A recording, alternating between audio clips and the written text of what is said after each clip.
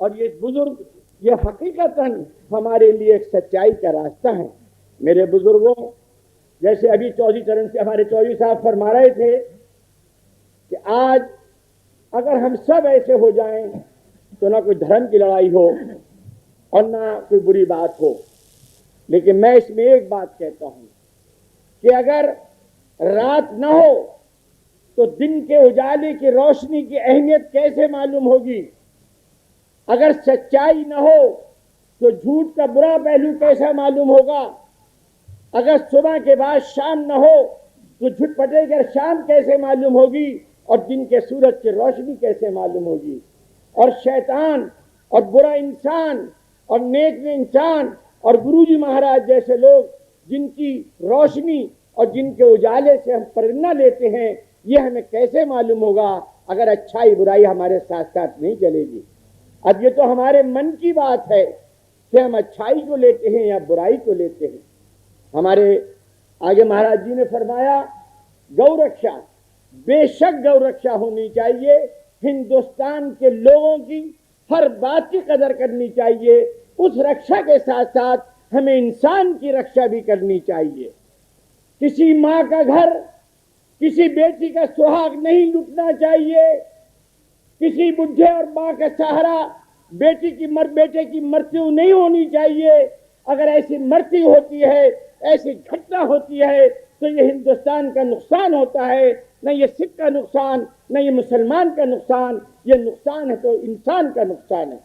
क्या वजह है कि हम लोग पागल हो जाते हैं? जरा सी बात में हम जज्बात को बड़ी बात लेके चलते हैं। जज्बात अपनी जगह है। जो आदमी गलत काम करे वो गलत है, उसकी अच्छाई करना बिल्कुल गलत है। गलत आदमी किसी मजहब का हो, किसी ख्याल का हो, गलत है। लेकिन इसका मतलब ये नहीं कि उसके साथ वाले भी गलत है। जिसने गलत किया है उसको गलत की सजा दो, इसलिए कि गलत। इसी तरह आप देखते हैं आज हमारे नौजवान लीडर श्री राजीव गांधी हमारे प्राइम मिनिस्टर हैं।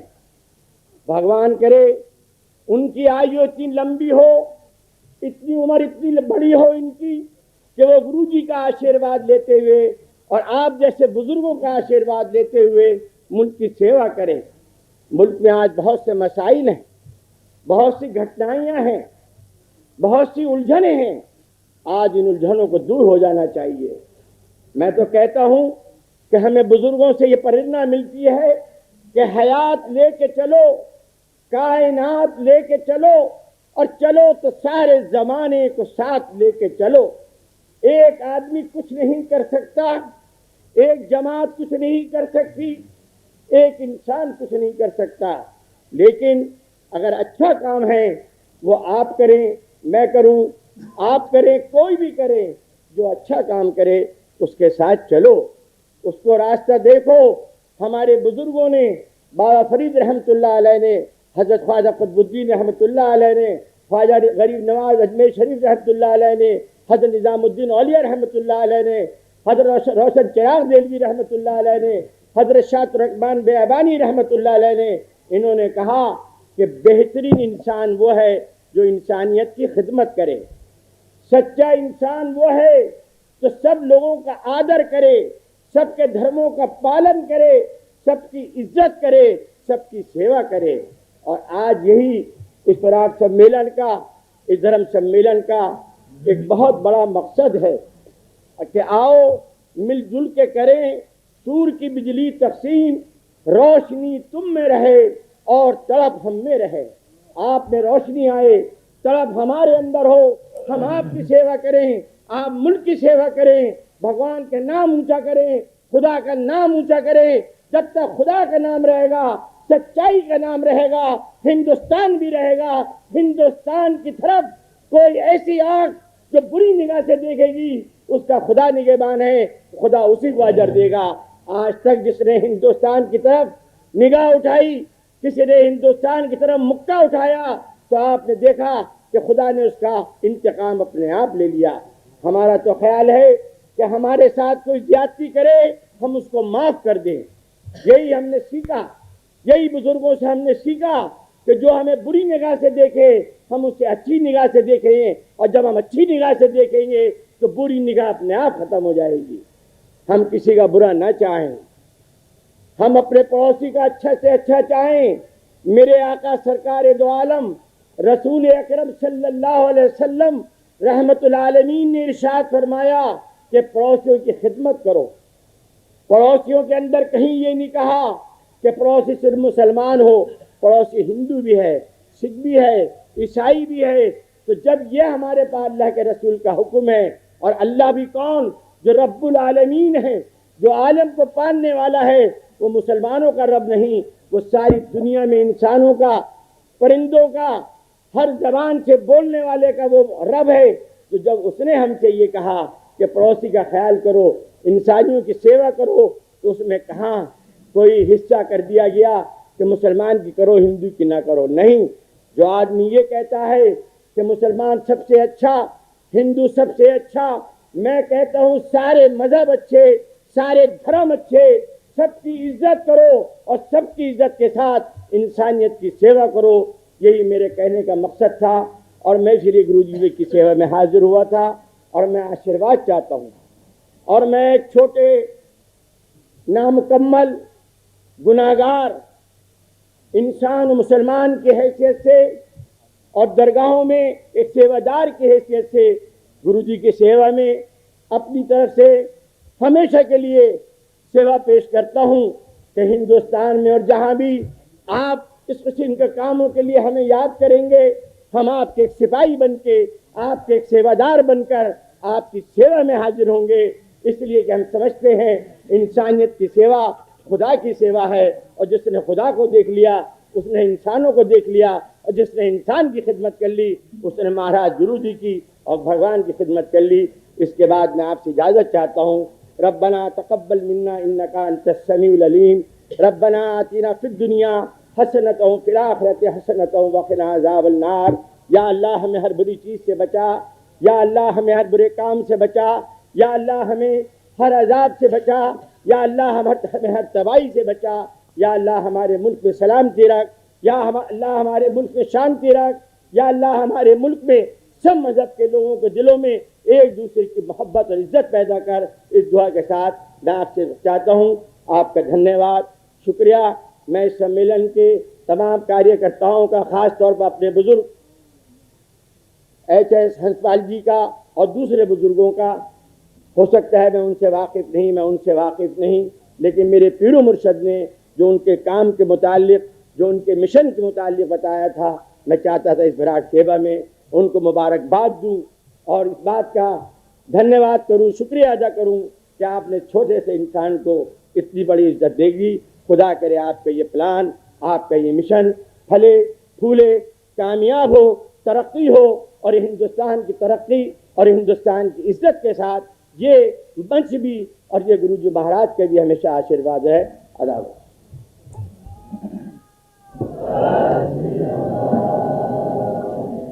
ਇਹ ਸਨ ਪੀਰ ਸੈयद ਆਰਿਫ ਅਲੀ ਅਸਲਮ ਨਿਜ਼ਾਮੀ ਸਾਹਿਬ, ਜਿਨ੍ਹਾਂ ਨੇ ਸਾਨੂੰ ਸਮਝਾਇਆ ਹੈ ਕਿ ਸਾਡੀ ਅੱਜ ਦੀ ਜ਼ਿੰਦਗੀ ਵਿੱਚ, ਅੱਜ ਦੀ ਰਾਜਨੀਤੀ ਵਿੱਚ, ਅੱਜ ਦੇ ਹਾਲਾਤ ਵਿੱਚ ਧਰਮ ਦੀ, ਖੁਦਾ ਪਰਸਤੀ ਦੀ ਕਿੰਨੀ ਲੋੜ ਹੈ।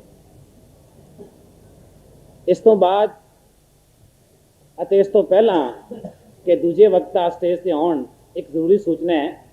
ਕੁਝ ਬੱਚੇ ਸਟੇਜ ਦੇ ਪਿਛਲੇ ਪਾਸੇ ਰੋ ਰਹੇ ਨੇ, ਉਹਨਾਂ ਦੇ ਮਾਤਾ ਪਿਤਾ ਗਵਾਚ ਗਏ ਨੇ। ਕਿਰਪਾ ਕਰਕੇ ਇਸ ਸਟੇਜ ਦੇ ਨੇੜੇ ਇਹ ਬੱਚੇ ਹੁਣੇ ਖੜੇ ਕਰਦੇ ਜਾਂਦੇ ਨੇ, ਉਹ ਆਪਣੇ ਬੱਚਿਆਂ ਨੂੰ ਪਛਾਣ ਕੇ ਲੈ ਜਾਣ। ਇਸ ਤੋਂ ਬਾਅਦ ਔਰ ਅੰਤ ਵਿੱਚ ਜਿਹੜੇ ਵਕਤਾ ਤੁਹਾਡੇ ਸਾਹਮਣੇ ਆ ਰਹੇ ਨੇ, ਉਹ ਨੇ ਡਾਕਟਰ ਭਗਵਾਨ ਦਾਸ ਜੀ ਵਰਮਾ। ਮਹਾਰਾਸ਼ਟਰ ਦੇ ਵਿਦਵਾਨ ਨੇ, औरंगाबाद तो आए ने। इन्हों तुसी सुन चुके हो, इसलिए इन्हों की वाकफियत कोई तुहाडे लई नवी नहीं। पहले दिन भी ये बोले सन हिंदी विच, बहुत प्रभावशाली लैक्चर से इन्हों का। साढ़े छपे सौगनिर विच इन्हों का एक हिंदी विच बहुत शक्तिशाली लेख है, नामधारी परंपरा और होला पर्व, पढ़न योग लेख है। ये बड़ी वड्डी प्राप्ति है, ये साडे नाल जुड़े ने। ਧਰਮ ਦਰਸ਼ਨ ਸਾਹਿत्य ਕਲਾ ਧਰਮ ਇਹ ਇਹਨਾਂ ਦਾ ਚਿੰਤਨ ਵੀ ਹੈ, ਰੁਚि ਦਾ ਖੇਤਰ ਵੀ ਹੈ, ਲੇਖਣ ਦਾ ਖੇਤਰ ਵੀ ਹੈ। ਕਈ ਪੁਸਤਕਾਂ ਨੇ ਲਿਖੀਆਂ ਨੇ ਔਰ ਰਾਮਾਇਣ ਉੱਤੇ ਰਾਮਚਰਿਤ ਮਾਨਸ ਉੱਤੇ ਇਹਨਾਂ ਨੂੰ ਅਧਿਕਾਰੀ ਵਿਦਵਾਨ ਮੰਨਿਆ ਜਾਂਦਾ। ਕਈ ਵਿਆਖਿਆਵਾਂ ਪੇਸ਼ ਕਰ ਚੁੱਕੇ ਨੇ, ਪੁਸਤਕਾਂ ਦੇ ਚੁੱਕੇ ਨੇ। ਅੱਜ ਸਾਡੀ ਖੁਸ਼ਕਿਸਮਤੀ ਹੈ ਇਹ ਸਾਡੇ ਵਿੱਚ ਨੇ ਔਰ ਧਰਮ ਜਿਹੜਾ ਕਿ ਇਹਨਾਂ ਦਾ ਮਨ ਭਾਉਂਦਾ ਵਿਸ਼ਾ ਹੈ, ਇਸ ਉੱਤੇ ਇਹ ਆਪ ਜੀ ਨੂੰ ਸੰਬੋਧਿਤ ਕਰਨਗੇ। ਡਾਕਟਰ ਭਗਵਾਨ ਦਾਸ ਜੀ ਵਰਮਾ।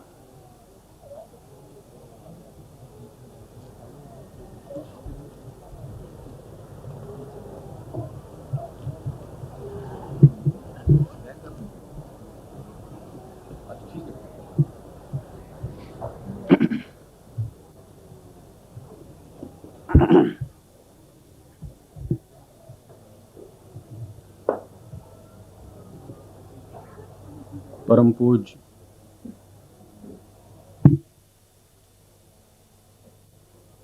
श्री सद्गुरु जी, मंच पर बैठे विद्वानगण,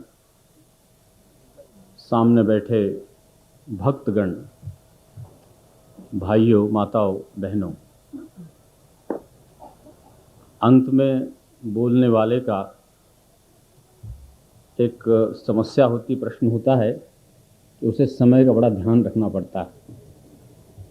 वैसे भी मैं संक्षेप में बोलने का आदी हूँ, परंतु आज चाहता था कि मेरे मन में जो भी विचार हों वो मैं व्यक्त करूं। हंसपाल जी ने कृपा की और कहा कि आप लीजिए 15-20 मिनट। मैं चाहूँगा कि आप मेरे शब्दों को शांति से सुने। यहाँ जितने भी भाषण हुए वो प्रत्यक्ष धर्म में लगे हुए लोगों के भाषण। मैं धर्म का नम्र विद्यार्थी हूँ, मैं स्टूडेंट हूँ, पढ़ता हूँ, संशोधन करता हूँ, विचार करता हूँ। मुझसे कहा गया कि मैं हिंदू धर्म का मानवता को संदेश और उस धर्म की आज के इस पंथ के साथ जो कड़ी जुड़ती है उस पर बात करूं। वैसे बड़ा मुश्किल विषय है, इस पर बहुत कुछ बोला जा सकता है। एक बात आपको मैं बताऊं कि हिंदू धर्म वैसा धर्म नहीं है जिसकी कोई एक पुस्तक हो निश्चित। हिंदू धर्म ऐसा धर्म नहीं है जिसकी कोई एक ही उपासना की पद्धति हो। हिंदू धर्म ऐसा धर्म नहीं है जिसमें परमात्मा के स्वरूप का एक ही रूप हो। आप इस्लाम को लीजिए या क्रिश्चियनिटी को लीजिए, विश्व भर में उनकी उपासना की पद्धतियां और ग्रंथ एक ही है। हमारे यहां भगवान को सगुण रूप में मानने वाले उतने ही पूज्य हैं जितने निर्गुण रूप में मानने वाले। जितने शैव भक्त मुख्य हैं उतने ही वैष्णव मुख्य। जितनी शक्ति की उपासना करने वाले लोग हैं उतने ही अनेक संप्रदायों के लोग। आप वेदों को मुख्य ग्रंथ मानेंगे, उपनिषदों को मुख्य ग्रंथ मानेंगे, या भगवत गीता को मुख्य ग्रंथ मानेंगे, या रामायण को मानेंगे, या आदि ग्रंथ को मानेंगे, ये सभी के सभी ग्रंथ उतने ही पूजनीय। इसलिए इस धर्म के बारे में कुछ निश्चित रूप से बोलना, एक विशिष्ट पुस्तक के आधार पर बोलना बड़ा कठिन है। मैं ये इसलिए कह रहा हूं कि ये धर्म इस अर्थ में धर्म नहीं है, ये निरंतर एक प्रकार की तलाश है ह्यूमैनिटी को समझने। हिंदू धर्म अपने आइडेंटिटी को प्राप्त करने की हजारों वर्षों से तलाश करता आया है। इसलिए इस धर्म में अनेक धर्म आए, शक आए, हुन आए, कुषाण आए, मुसलमान आए। इन सभी ने इस धर्म को कुछ दिया, इससे कुछ लिया, और इस धर्म ने अपने को समृद्ध बनाया। आश्चर्य की बात है कि जब जब भी इस धर्म में धार्मिक उपासना की पद्धतियां बड़ी कड़ी हुई, तब इस धर्म ने ही उसको तोड़ा है। मैं आपको यह विशेष बात दिखाना चाहता हूं, बताना चाहता हूं कि हिंदू धर्म शुद्धिकरण की प्रक्रिया का नाम है, जिसे हम लोग खालसा कहते हैं, खालिस कहते हैं, कि हर बार इसको खालिस करने की प्रक्रिया चलती रही है, सदगुरु राम सिंह जी तक चलती रही। उपनिषदों में जो धर्म कहा गया वो धर्म वस्तुतः जैसे अभी पंडित जी ने कहा कि वो प्रचार का धर्म नहीं था, आचरण का था, वो चिंतन का धर्म था।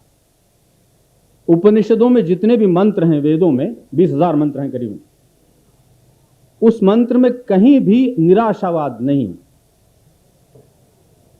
उपनिषदकारों ने तो भगवान को प्राप्त करने के जो सोपान बताए हैं, स्टेजेस बताए हैं, वो भौतिक से, मटेरियल से लेकर आध्यात्मिक तक के स्टेजेस हैं। मैंने कहा था एक बार, छांदोग्य उपनिषद की एक बात आपको बताऊं, उसमें लिखा है कि पृथिव्याम आपो रसः आपाम औषधीनाम रसः औषधीनाम पुरुषो रसः। संस्कृत में बहुत ज्यादा नहीं जाऊंगा, उसका अर्थ बता दूं आपको कि ऋषियों ने सबसे पहली चीज, अगर कोई मूल बेसिक चीज मानी हो जिंदगी की, तो धरती मानी, भूमि।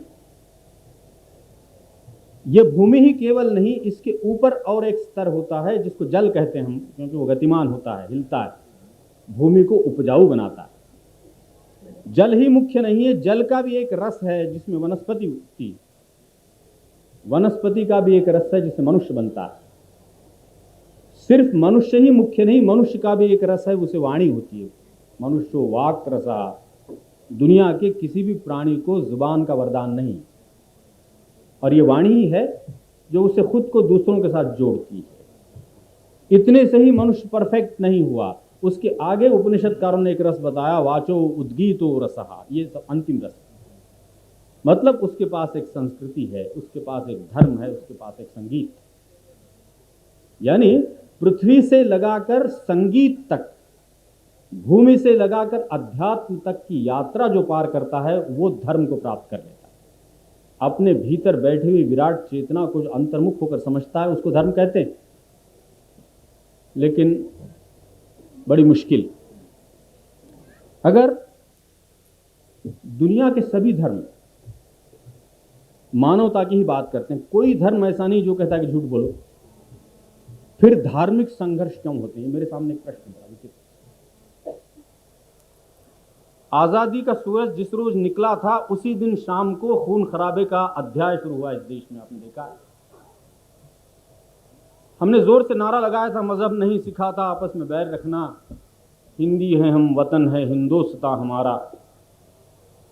और पता नहीं क्या हुआ और खून की नदियां हमने बहाई।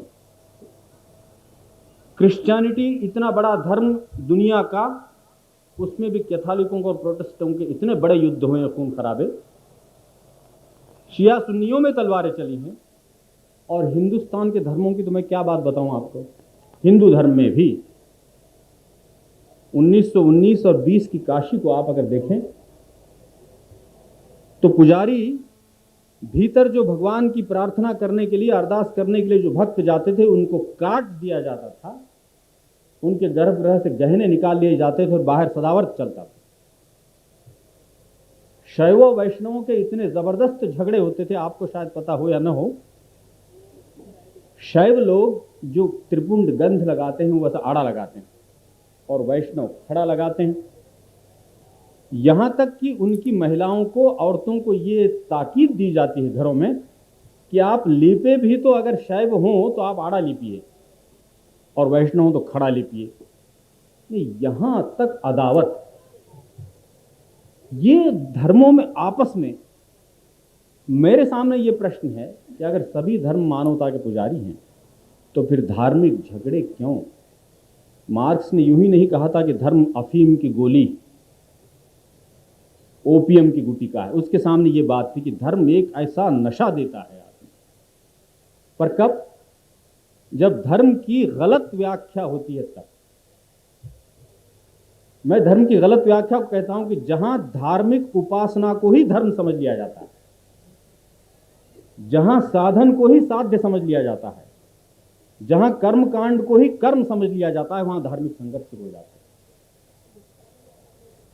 इस बात को हम ध्यान में रखें कि जब भी धर्म के झगड़े हुए, उसका मूल कारण यही रहा है कि ऊपर के जो आचरण की, उपासना की जो पद्धतियां हैं, वो मुख्य हो गई।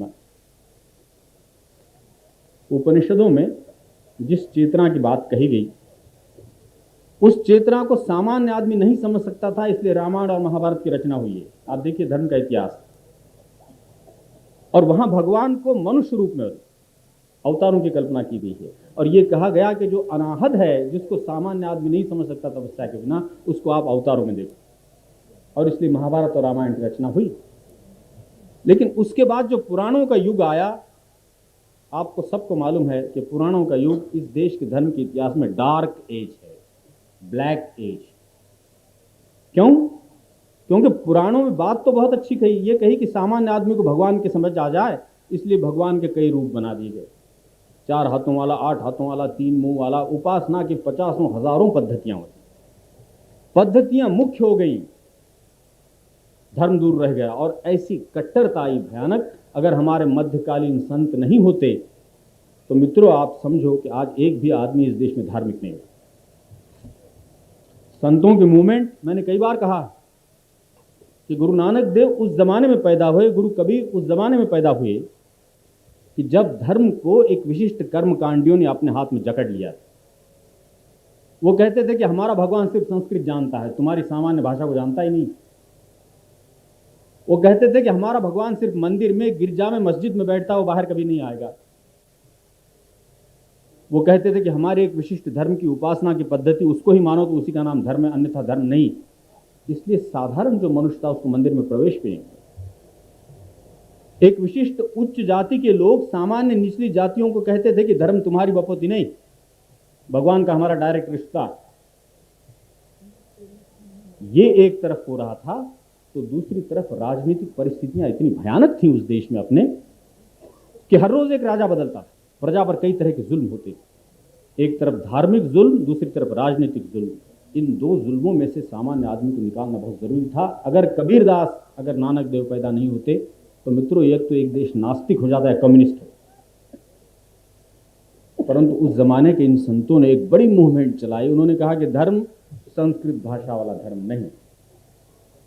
और फिर कबीरदास जी ने तो उन पंडितों को, उन तथाकथित विद्वानों को कि जो पोथी पढ़ के ज्ञानी बने थे, उन्होंने कहा पोथी पढ़ी बड़ी जग भया, पंडित भयान कोई, एके आखर पीव का पढ़े सुपंडित।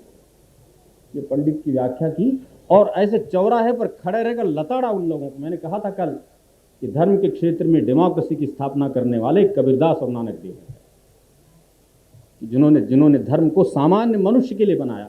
जनता की भाषा में जनता का तत्व ज्ञान पहली बार प्रकट हुआ। वेदों में और उपनिषदों में भगवान का जो रूप था बड़ा कठिन था। कहते थे कि वो कनक कुंडल न्याय वाला भगवान है। अब जिसने सोना देखा ही नहीं, कुंडल देखे नहीं, वो क्या समझे। कबीर ने कहा कि जो तिल माही तेल है, चकमक में आगी तेरा साईं, तुझ में जागी सके तो जागी। भगवान को इतना आसान कराने वाला मंत्र मैंने कभी पढ़ा नहीं। ये शक्ति थी। और फिर उन्होंने उन पुजारियों को लताड़ा, उनको कहा कि यह धर्म नहीं है, लाडू लवार लापसी पूजा चढ़े अपार, पूज्य पुजारा ले गया मूर्ति के मुख छार। उसके मुंह में नमक ठूसो, बाकी तो सारी पूजी पुजारा लेके चला गया। ये स्थितियां बड़ी भयानक। और इसलिए उन संतों की मूवमेंट को मैं कहता हूं कि पहली बार धर्म को समाज केंद्रित बनाया, उपासना की पद्धतियों को नष्ट कर दिया गया और आसान से आसान उपासना की पद्धति को शुरू किया। वहां से गुरु परंपरा शुरू हुई। ये इतिहास। और उस संतों के मूवमेंट के बाद हमारे यहाँ एक नया पर्व धर्म के क्षेत्र में शुरू होता है, और इसी को धर्म की हानि कहते हैं। धर्म की हानि से ये मतलब नहीं कि धर्म नष्ट होता है। धर्म की हानि से ये मतलब है कि धर्म का जो मूल रूप है उपासना का, चेतना का रूप, उस चेतना के रूप के ऊपर दूसरे रूप इस तरह से आ जाते हैं कि वो मुख्य आधार बन जाते हैं। आपने मंदिर कितना अच्छा बनवाया, आपने पुजारी कितने अच्छे रखे, आपने मूर्ति कितनी सुंदर रखी। अब जिसके पास ज़्यादा धन है वो बहुत सुंदर मूर्ति रखेगा अपने घर में, तो भगवान कृष्ण उसके थोड़े हो जाते हैं। वो तो सामान्य आदमी के भी होते हैं कि जो नीचे बैठकर अरदास कर लेता है। प्रार्थना की ऐसी शक्ति होती है कि प्रार्थना ऊपर उठती है, आशीर्वाद नीचे आते हैं। ये जो ताकत, ये उन संतों की हम लोगों को बहुत बड़ी देन है। और इसलिए खालसा की ज़रूरत जो पड़ी वो इसीलिए पड़ी कि आत्म रस जो जानही सो है खालसा देव। ये आत्मरस वाली बात संतों ने पहली बार कही। और अब तक के धर्म जो उपासना के इसमें जकड़े में जकड़ गया था, उसको उसमें से उन्होंने बाहर निकाला और ईश्वर की ज़रूरत को सामने लाया। मित्रों, एक बात मैं आपको बताऊं, खालसा का ये मतलब नहीं, शुद्धिकरण का ये मतलब नहीं कि आप अच्छाइयों को ढूंढे। अच्छाई जल्दी नहीं मिलती, बुराइयों को दूर करने का नाम खालिज करना है, क्योंकि दुनिया में बुराइयां तो ज्यादा हैं, उसको छांटते जाओ, जो बचेगा वो अच्छा है। तो एक प्रकाश है, प्रकाश उजाला, ये तो दुनिया में फैला हुआ है। प्रकाश दिखता क्यों नहीं? क्योंकि अंधेरा है, इसलिए। In presence of darkness there is no light, otherwise light is there always. एक बार हुआ ऐसा, एक दृष्टांत है कि अंधेरा भगवान के पास गया और कहने लगा, भगवान कृपा करो मुझ पर, मैं जहां भी जाता हूं ये सूरज आ जाता है और मुझे मार डालता है। उन्होंने कहा, भाई ठीक है, झगड़ा है तुम दोनों का, तो ऐसा करो, मैं तो तुम्हारा फैसला करूंगा, लेकिन दोनों साथ साथ आओ तो बात करेंगे। अब आप बताइए कि दोनों साथ जाएंगे तो अंधेरा रहेगा ही कहां, जब सूर्य उसके साथ होगा। तो ये तो संभव नहीं था। तो जहां सूर्य आ जाएगा वहां अंधेरा अपने आप छंट जाएगा। इसलिए अंधेरे को काटते रहने की संतों ने बात कही। संतों ने हमेशा जो निगेटिव बात कही है ना, वो इसीलिए कही। कबीर गालियां देते थे, डफली पे एक चौराहे पर खड़े रहकर गालियां देते थे।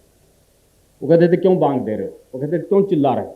यहाँ भीतर देखो, यहाँ देखो तो तुम्हें मिल जाए। और उसको अगर तुम अपने डायरेक्ट रूप में नहीं प्राप्त कर सकते तो गुरु के पास जाओ। पहली बार गुरु का, जिसको मैं गुरु का स्थान कहता, वो इन संतों ने दिया, क्योंकि वो वही है। और इसलिए उसके चरणों में जाओगे तो माया दीपक नर पतंग भ्रमि भ्रमि वे पड़ंत, कहे कबीर गुरु ज्ञान पे एक आध उबरंत। एक आध गुरु ज्ञान से जो उबर जाता है, ऐसी गुरु परंपरा वहाँ आई। तो मेरा थीसिस ये है, मेरा कहना ये है कि धर्म ने जितने खून खराबे करवाए हैं उपासना की पद्धतियों के जकड़े के कारण, उतने ही धर्म ने सृजन का कार्य करवाया है। धर्म एक ऐसी शक्ति है कि जो दुनिया में संस्कृति को सृजन कराती है। कल्चर का बहुत बड़ा हिस्सा धर्म का हिस्सा है, परंतु उस धर्म की व्याख्या अगर हमने बदल दी और मात्र उपासना को अगर हम मान लिया कि तुम एक दिशा की तरफ मुंह करते हो तो मैं दूसरी दिशा पर करूंगा, तुम 2 बार नहाते हो तो मैं 10 बार नहीं नहाऊंगा, ये जो सारी बातें हैं, इसकी वजह से धार्मिक झगड़े होते हैं। अन्यथा किस धर्म ने नहीं कहा भगवान को मत जानो? और इसलिए भीतर झांक कर देखने का नाम ही असल में भगवान है। तो गुरु की परंपरा ने हमें यहाँ तक लाया। अर्थात ये जो सोपान मैंने बताए, इस सोपान में जो बीच में अटक जाता है वो धर्म का फैनेटिक बन जाता है। और धर्म के फैनेटिसिज्म ने, आपको मालूम है कि दुनिया में कैसे भयानक लोग पैदा किए। चंगेज खान को पैदा किया, मुसोलिनी को पैदा किया, हिटलर को पैदा किया, याहिया खान को पैदा किया। ये सारे के सारे धार्मिक फैनेटिक थे। लेकिन धर्म की सृजन की ताकत को जो समझे, उसने क्राइस्ट पैदा किया, उसने पैगंबर पैदा किया, उसने गांधी पैदा किया, उसने सद्गुरु राम सिंह पैदा किया। ये वही धर्म है। जहां डिस्ट्रक्टिव धर्म की मेंटालिटी बढ़ती है वहां हिटलर पैदा होता है, जहां कंस्ट्रक्टिव मेंटालिटी धर्म की आती है वहां महात्मा गांधी पैदा होता है। और इसलिए हमें धर्म के उस रूप को समझना है, उस रूप को जो समझना है कि जो इन ऊपर के तह पर कहीं नहीं है। माला तो कर्मे फिरे जीव फिरे मुखमाही, मनवा तो चौदिसी फिरे, यह तो सिमरन नाही, कबीरदास कह गए। वो जो माला का मन का है और मन का इसका सुर मिल जाना चाहिए, इसका सुर मिलना चाहिए। और इसका सुर जहाँ मिल जाएगा वहाँ आप निहाल हो गए। हमारे गुरुओं ने, गुरु परंपरा में, जिसको महाराज जी आज तक चला रहे हैं, इसमें एक बहुत बड़ी बात मैंने पाई। अर्थात बहुत कम मुझे समय मिला उनके निकट, उनके चरणों में रहने का। मेरे मित्र हरभजन सिंह जी औरंगाबाद में हैं, उन्होंने मुझे मतलब यहाँ ले आए, गुरु जी ने आदेश दिया और मैं आया। मैं अपने आप को धन्य समझता हूँ। और मैंने कल से जो 2-4 दिन से मैं देख रहा हूँ, समझ रहा हूँ, पुस्तकें पढ़ रहा हूँ, सोच रहा हूँ, प्रत्यक्ष इन सारी चीज़ों को देख रहा हूँ, तो एक बात मेरे समझ में ये आई कि हमारे इस धर्म में, इस पंथ में, ये जो प्राचीन कड़ी गुरु नानक देव की त्याग वाली परंपरा की जो चली है, इसकी सबसे बड़ी खूबी ये है कि इन्होंने हर बार धर्म को खालसा, मतलब स्वच्छ किया है, शुद्धिकरण उसका किया है। और जहाँ जहाँ धर्म की जिस रूप में जरूरत पड़ी उस रूप में लाया। आप देखिए गुरु गोविंद सिंह ने धर्म को किस रूप में, नानक देव जी का धर्म किस रूप में, सदगुरु राम सिंह जी का धर्म किस रूप में।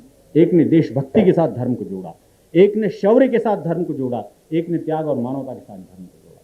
और धर्म जब दुनिया के या जिंदगी के किसी भी शोभे के साथ जुड़ जाता है तो वो शोभा अपने आप में चमत्कृत हो जाता है, नहीं तो सारे डेड। ये शक्ति धर्म की होती है। इसलिए आचरण की शुद्धता या आहार की शुद्धता ये तो मुख्य है, लेकिन सिर्फ आहार की शुद्धता मुख्य नहीं, आहार शून्यता तक आपको जाना चाहिए। आप अगर ये बार बार कहते रहें कि मैं सोधी हूं, मैं सोधी हूं, मैं शुद्ध हूं, ये भी अहंकार है। आप चित्त की शुद्धता की बात करें और बार बार ये कहते रहें कि मेरा चित्त शुद्ध है, मेरा चित्त शुद्ध है, तो समझिए कि कहीं ना कहीं चित्त शुद्ध नहीं है।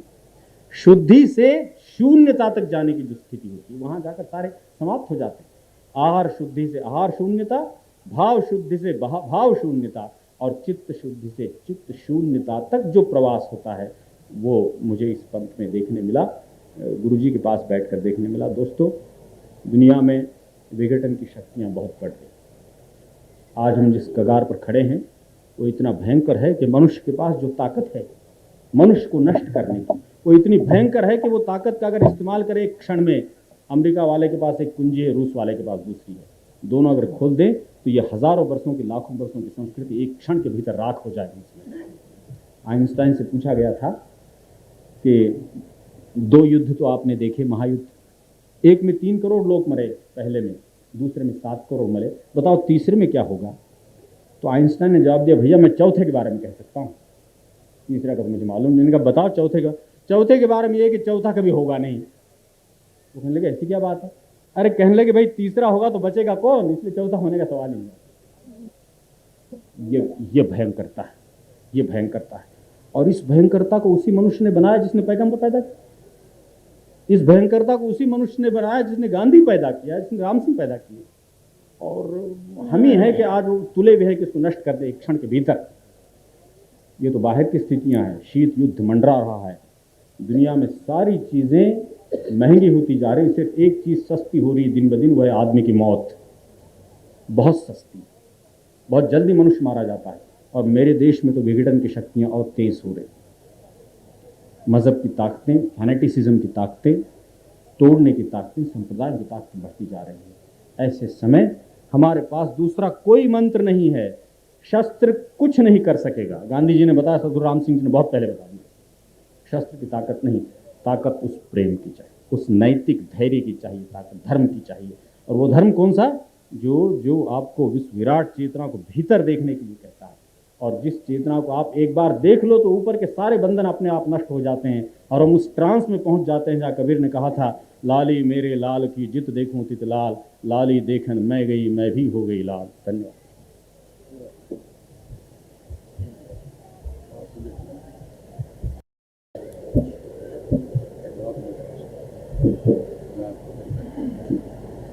ਇਹ ਸਨ ਡਾਕਟਰ ਭਗਵਾਨ ਦਾਸ ਜੀ ਵਰਮਾ, ਜਿਨ੍ਹਾਂ ਨੇ ਧਰਮ ਬਾਰੇ ਆਪਣੇ ਮੌਲਿਕ ਚਿੰਤਨ ਨੂੰ ਪੇਸ਼ ਕੀਤਾ ਹੈ। ਉਹਨਾਂ ਨੇ ਇਸ ਗੱਲ ਨੂੰ ਦ੍ਰਿੜਾਇਆ ਹੈ ਕਿ ਧਰਮ ਸਿਰਫ ਤਾਂ ਹੀ ਸਾਰਥਕ ਰਹਿ ਸਕਦਾ ਹੈ, ਜ਼ਿੰਦਾ ਰਹਿ ਸਕਦਾ ਹੈ, ਜੇ ਉਹ ਸਮਾਜ ਦੀ ਚੇਤਨਾ ਨਾਲ ਜੁੜਿਆ ਰਹੇ, ਉਸ ਦਾ ਸਰੂਪ ਲੋਕਤਾਂਤਰਿਕ ਰਹੇ। ਜੇ ਉਹ ਰੂੜੀਆਂ ਨਾਲ ਜੁੜਦਾ ਹੈ, ਉਪਾਸਨਾ ਪੱਧਤੀਆਂ ਤੱਕ ਸੀਮਿਤ ਹੋ ਜਾਂਦਾ ਹੈ, ਉਹ ਯਾਂਤਰਿਕ ਹੋ ਜਾਂਦਾ ਹੈ, ਮੁਰਦਾ ਹੋ ਜਾਂਦਾ ਹੈ। ਤੇ ਧਰਮ ਲੋਕਤੰਤਰ ਨਾਲ, ਸਮਾਜ ਦੀ ਚੇਤਨਾ ਨਾਲ ਜੁੜਿਆ ਰਹੇ। ਇਸ ਦੇ ਲਈ ਜ਼ਰੂਰੀ ਹੈ ਕਿ ਇੱਕ ਸਜੀਵ ਹੋਂਦ, ਇੱਕ ਦੇਹਧਾਰੀ ਸਤਿਗੁਰੂ ਜੋ ਸਮਾਜਿਕ ਚੇਤਨਾ ਦਾ ਤੁਰਾ ਹੁੰਦਾ ਹੈ, ਉਸ ਦੇ ਨਾਲ ਇਨਸਾਨ ਜੁੜਿਆ ਰਹੇ। ਹੁਣ ਆਪ ਜੀ ਦੇ ਸਾਹਮਣੇ ਇਹ ਧਰਮ ਸੰਮੇਲਨ ਇਹਨਾਂ ਵਿਦਵਾਨਾਂ ਦੇ ਵਿਆਖਿਆਨਾਂ ਨਾਲ ਸੰਪੰਨ ਹੁੰਦਾ ਹੈ। और धर्म जे धरती का तुर है, धरती का आधार है, तो धर्म का आधार है सतगुरु। हुण आप जी के सामने श्री सतगुरु जी आप जी को मुखातिब होणगे, अपने पवित्र उपदेश आप जी प्रति कहणगे। इस तो पहला हंसपाल जी दो एक जरूरी सूचनावां दसणगे। हंसपाल जी।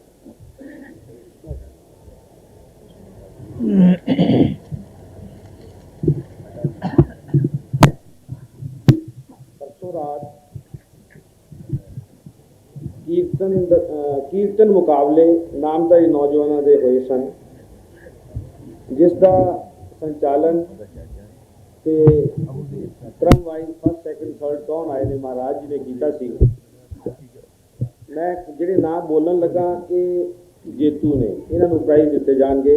जिस क्रम च बन लगा वो ये ना समझा जाए कि इस तरह फर्स्ट सैकेंड थर्ड ने, वो महाराज जी उस वेले दसणगे ते सतगुरु जी के उपदेश तो बाद वो हुणे ही इनाम वंडे जाएंगे। गुरचरण सिंह संत नगर जुझार सिंह, कुलदीप सिंह, बलवंत सिंह दिल्ली, बलबीर सिंह, सुखदेव सिंह, सुरिंदर सिंह जलंधर, शेर सिंह, धर्म सिंह, संतोख सिंह दिल्ली, अमरीक सिंह अमरोहा। एक बार फिर पढ़न लगा, गुरचरण सिंह संत नगर, जुझार सिंह, कुलदीप सिंह, बलवंत सिंह दिल्ली, बलबीर सिंह, सुखदेव सिंह, सुरिंदर सिंह जलंधर, शेर सिंह, धर्म सिंह, संतोख सिंह दिल्ली, अमरीक सिंह अमरोहा। ये सज्जन जिथे किते भी होण एकदम बहुत छेती स्टेज के पिछे पहुंच जान। इस तो अलावा एक जरूरी सूचना देनी चाहांगा।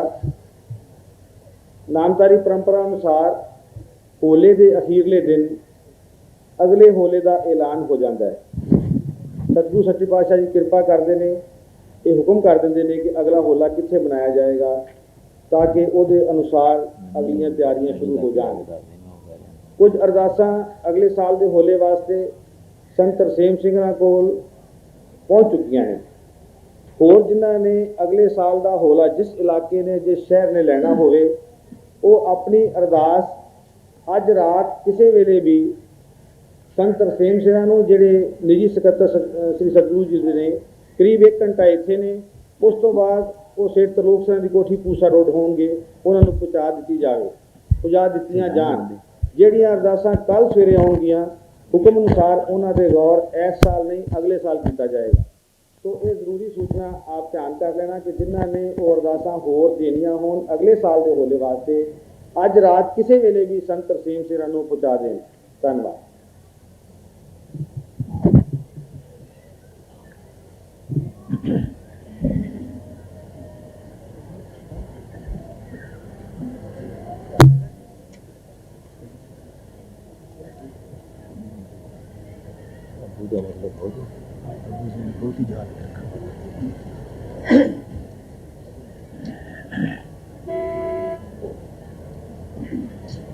ज्ञान अंजन गुर दिया, अज्ञान अंधेर विनाश, हर कृपा ते संत पेटिया, नानक मन प्रगास। जाहि कुल ते प्रगट हो, ताहि गुण को नाम, पुन द्वादश गुरिंड को मेरे प्रणाम।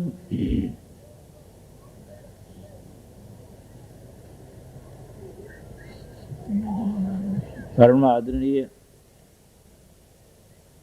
पीर साहब स्वामी जी वर्मा जी, संत बलबीर सिंह जी ते होर साडे मानयोग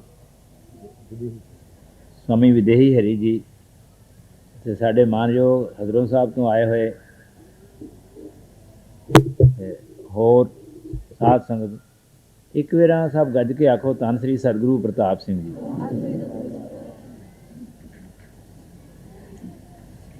तुसीं अजकल ये एक रिवाज बड़ा चलता है कि खाण पीण च कुछ नहीं पिया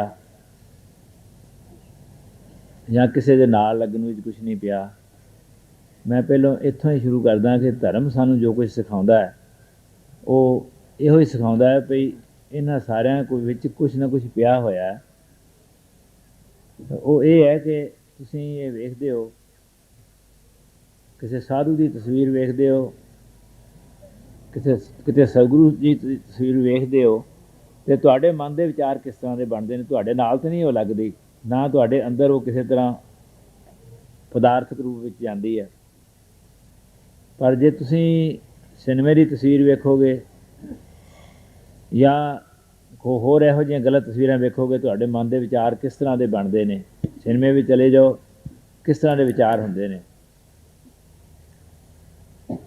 इस तरह ही कई ऐसिया चीज़ां ने जिहड़ियां बड़ियां ही खूबसूरत होण ते वो किसी बदसूरत चीज़ थोड़ी जी नूं भी वधिया नहीं बना सकदियां, सगों वो उहनूं घटिया कर दिंदी है। जिवें खीर का कड़ाया बड़ा वधिया बना के विच उहदे रूह केवड़ा ते गुलाब पा के बड़ा सोहना बनाया होवे ते थोड़ा जिहा गोहा उहदे च पा दिओ लिया के, तुसीं वेख लो भी फिर वो किहड़ा तगड़ा उहदे तों।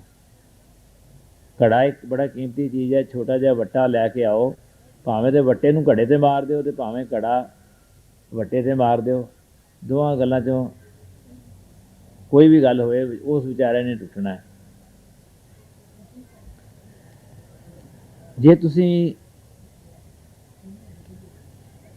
ਸਿਨੇਮੇ ਵਿੱਚ ਜਾ ਕੇ ਗੀਤ ਕੰਨਾਂ ਦੁਆਰਾ ਸੁਣਦੇ ਹੋ, ਉਹ ਤੁਹਾਡੇ ਨਾਲ ਨਹੀਂ ਲੱਗਦਾ। ਪਦਾਰਥਕ ਰੂਪ ਵਿੱਚ ਕਿਸੇ ਵੀ ਤਰ੍ਹਾਂ ਉਹ ਤੁਹਾਡੇ ਅੰਦਰ ਨਹੀਂ ਜਾਂਦਾ, ਪਰ ਵਿਚਾਰ ਤੁਹਾਡੇ ਕਿਸ ਤਰ੍ਹਾਂ ਦੇ ਬਣਦੇ ਹਨ ਇਹ ਤੁਸੀਂ ਆਪ ਸੋਚ ਸਕਣਾ। ਪਰ ਜੇ ਤੁਸੀਂ ਗੁਰਬਾਣੀ ਦਾ ਕੀਰਤਨ ਜਾਂ ਗੁਰਬਾਣੀ ਦੀ ਤੁਕ ਸੁਣਦੇ ਹੋ, ਕਾਲ ਬਿਆਲ ਜੋ ਪਰਿਓ ਡੋਲਾ ਮੁਖ ਪਸਾਰਾ ਬੀਤ ਆਜ ਕਾਲ ਫੁਨ ਤੋਹਿ ਗ੍ਰਸ ਹੈ ਸਮਝ ਰਾਖੋ ਚੀਜ਼, ਜਾਂ ਤੁਸੀਂ ਇਹ ਸੁਣਦੇ ਹੋ ਸਭ ਜਾਏ ਮਿਲੋ ਸਤਿਗੁਰੂ ਕਹੋ ਮੇਰੀ ਜਿੰਦੜੀਏ, ਜੋ ਹਰ ਹਰ ਨਾਮ ਦ੍ਰਿੜਾਵੈ ਰਾਮ ਹਰ ਜਪਦਿਆ ਖਿਨ ਪਲ ਢਿੱਲ ਨਾ ਕੀਜੇ, ਮੇਰੀ ਜਿੰਦੜੀਏ ਮਤ ਕੇ ਜਾਪੈ ਸਾਹ ਆਵੈ ਕਿ ਨਾ ਆਵੈ ਰਾਮ। ਅਤੇ ਇਹਨਾਂ ਦੋਵਾਂ ਗੱਲਾਂ ਨਾਲ ਕਿਸ ਤਰ੍ਹਾਂ ਦੇ ਸਾਡੇ ਵਿਚਾਰ ਬਦਲਦੇ ਅਤੇ ਬਣਦੇ ਹਨ। ਆਦਮੀ ਦਾ ਸਰੀਰ ਇੱਕ ਸਮੇਂ ਦੇ ਅਨੁਸਾਰ ਆਉਂਦਾ ਅਤੇ ਉਹਦੇ ਵਿੱਚੋਂ ਉਹ ਜੀਵ ਆਤਮਾ ਚਲਾ ਜਾਂਦਾ ਹੈ। ਉਸ ਦੇ ਜਾਣ ਲਈ ਜਿਹੜਾ ਰਾਹ ਬਣਾਉਣਾ ਹੈ, ਅਸੀਂ ਉਸ ਨੂੰ ਇੱਕ ਧਰਮ ਦਾ ਰੂਪ ਦੇ ਸਕਦੇ ਹਾਂ। ਜੇ ਉਸ ਦੇ ਲਈ ਰਾਹ ਅਸਾਂ ਗਲਤ ਬਣਾ ਲਿਆ ਅਤੇ ਉਹਨੇ ਉਸੇ ਟਰੈਕ ਦੇ ਉੱਤੇ ਚਲੇ ਜਾਣਾ। ਜਿਸ ਤਰ੍ਹਾਂ ਇਹ ਕਹਿੰਦੇ ਨੇ ਕਿ ਹਵਾਈ ਜਹਾਜ਼ ਦੇ ਵਿੱਚ ਇੱਕ ਐਸਾ ਕਲ ਪੁਰਜਾ ਲੱਗਾ ਹੁੰਦਾ ਹੈ, ਜਿਸ ਨੂੰ ਸ਼ਾਇਦ ਆਟੋ ਪਾਇਲਟ ਵੀ ਕਹਿੰਦੇ ਨੇ। ਉਸ ਨੂੰ ਇੱਕ ਨਾਰਥ ਦੀ ਡਿਗਰੀ ਦੇ ਉੱਤੇ ਸੈੱਟ ਕਰ ਦਿਓ, ਉਹ ਹਵਾਈ ਜਹਾਜ਼ ਦੇ ਮੂੰਹ ਨੂੰ ਉੱਥੇ ਹੀ ਰੱਖੇਗਾ ਜਿੱਧਰ ਨੂੰ ਉਹਨੂੰ ਸੈੱਟ ਕੀਤਾ ਹੋਇਆ। ਜੇ ਇੱਧਰੋਂ ਥੋੜ੍ਹੀ ਜਿਹੀ ਹਵਾ ਆਈ ਹੈ, ਹਵਾਈ ਜਹਾਜ਼ ਇੱਧਰ ਧੱਕਿਆ ਗਿਆ, ਇਸ ਤਰ੍ਹਾਂ ਧੱਕਿਆ ਗਿਆ, ਪਰ ਉਹ ਮੂੰਹ ਜਿਹੜਾ ਉਹਨੇ ਉੱਥੇ ਰਹਿਣਾ, ਭਾਵੇਂ ਹਵਾਈ ਜਹਾਜ਼ ਨੂੰ ਇਹਦੀ ਪਿੱਠ ਧੱਕੀ ਜਾ ਸਕਦੀ ਹੈ, ਲੇਕਿਨ ਉਹ ਮੂੰਹ ਨਹੀਂ ਉਹ ਛੱਡਦਾ ਉਸ ਪਾਸੇ ਤੋਂ। ਇਸੇ ਤਰ੍ਹਾਂ ਹੀ ਬੁਰੇ ਜਾਂ ਚੰਗੇ ਪਾਸੇ ਨੂੰ ਸਾਡਾ ਵਿਚਾਰ ਬਣਦਾ ਜਿਸ ਵੇਲੇ, ਮੈਂ ਸਮਝਦਾ ਉਸ ਵੇਲੇ ਮਰਨ ਤੋਂ ਬਾਅਦ ਜੀਵਾਤਮਾ ਨੂੰ ਉਹ ਪਾਸਾ ਮਿਲਦਾ। ਮੈਨੂੰ ਇੱਕ ਘਟਨਾ ਯਾਦ ਹੈ। ਇੱਕ ਸੰਤ ਬੁੱਢਾ ਸਿੰਘ ਜੀ ਹੋਏ ਨੇ ਅੰਮ੍ਰਿਤਸਰ।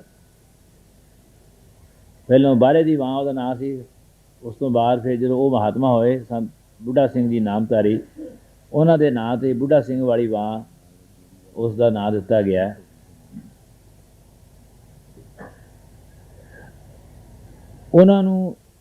ਉਹਨਾਂ ਦਾ ਇੱਕ ਭਰਾ ਹਕੀਕਾ ਸਿੰਘ ਸੀ। ਉਹ ਜਿਸ ਵੇਲੇ ਚੜ੍ਹਾਈ ਕਰਨ ਲੱਗਾ ਅਤੇ ਉਹ ਆਂਦਾ ਮੈਨੂੰ ਜਮਦੂਤ ਵਿਖਾਈ ਦਿੰਦੇ ਨੇ।